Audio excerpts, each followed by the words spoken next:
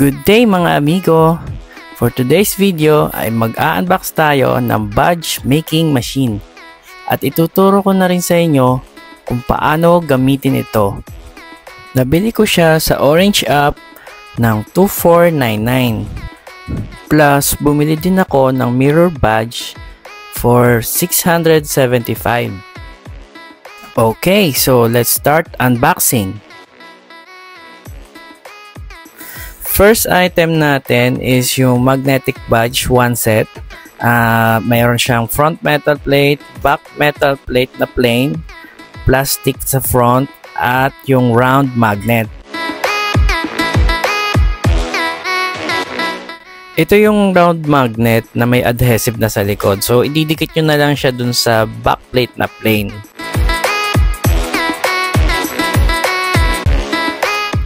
Next, we have the adjustable circle cutter.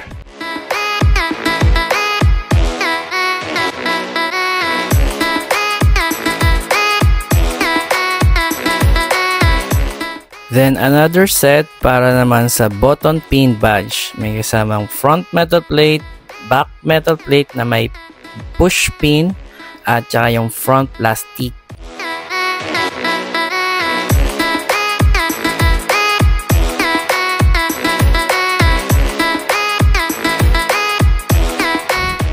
So next is yung base plate natin. May kasama siya yung pang ilalim tsaka yung pang ibabaw yung nagsosolo. Iba't iba po ang sizes ng badge making machine. Pero yung nabili ko po ay 58mm ang size.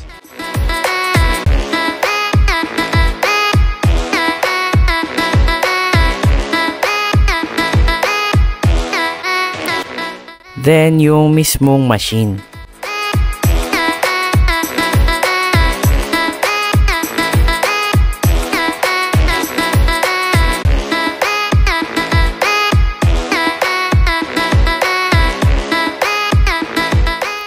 Sa pag-setup ay kailangan nyo lang yung Allen wrench na kasama sa box. So, ipapasok nyo lang do sa bilog. Then, aalisin nyo lang yung tornilyo.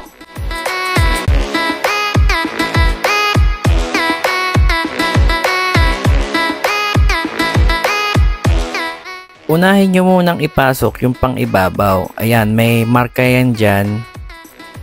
Ayan, yung metal na parang ngipin na ipapasok nyo siya doon sa ilalim.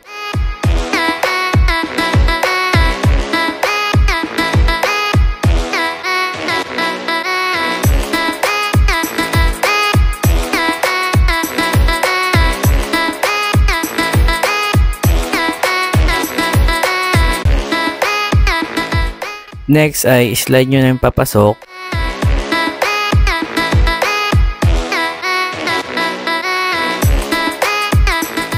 Then i-center nyo po sa bilog at ibalik ulit yung tornilyo.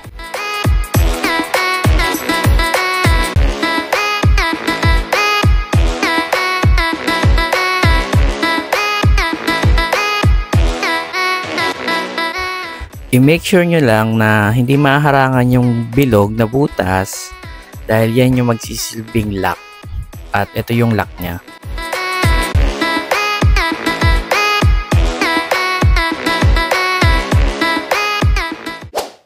Ngayon ay ituturo ko naman sa inyo kung paano siya gamitin. Una ay i-ready muna natin yung mga kailangan natin. Huwag niyong kakalimutan na ilagay itong black na round plastic dahil ito ay tumutulong mag-support pag nagpe-press kayo. Kailangan natin ng cutting mat para pag magkakat tayo at ang printed na design. Next naman ay yung papel natin na gumamit ako ng inkjet paper 108 GSM. At nabili ko to sa Orange app ng 170 pesos. Kailangan din natin ng circular cutter. Next ay ready na natin yung metal plates, yung front at yung back na push pin. At para naman doon sa mirror, itong metal plate na sa gilid lang, and then meron siyang kasamang rubber sa gitna. Then yung mirror. Next naman ay yung plastic sa front na madalas akong nabibiktima na ito, kaya lagi nyo tatandaan na lalagyan nyo ng plastic.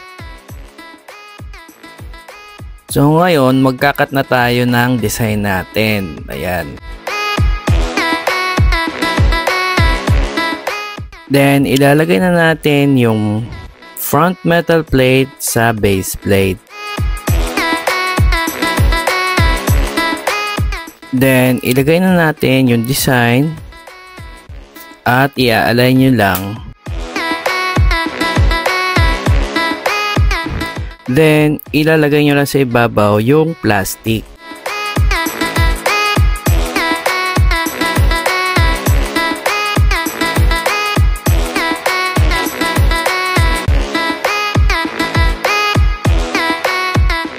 After nun, ipipress nyo ng madiin talaga siya.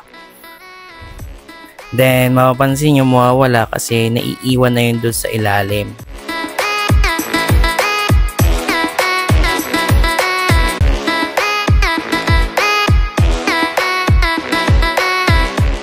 Sa pag-align naman ng backplate ay i-align nyo siya ng patagilid, slant pakaliwa. Ayan, tulad yan, tinandaan ko yan para mag-shoot siya, kasi pag pinasok nyo siyang ganyan, umiikot kasi yung nasa ibabaw.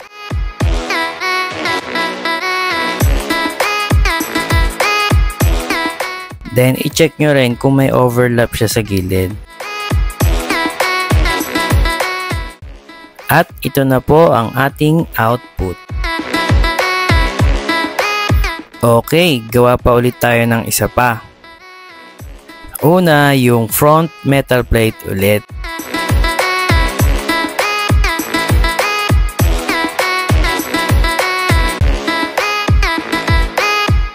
Then, yung printed layout or printed design. Sunod, huwag kalimutan ng plastic.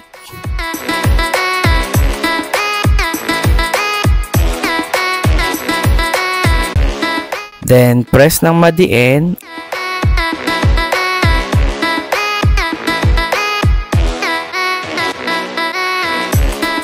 I-slide sa kabila at may iwan yung papel sa ilalim. Next naman ay yung base plate para sa mirror.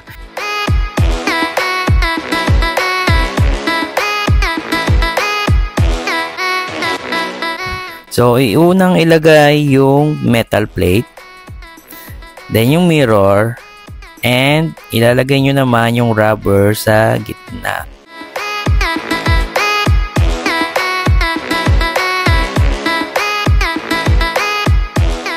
Then, press ng madiin.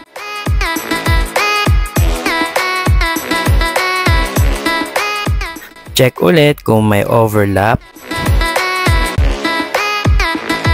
At ito na ang ating output.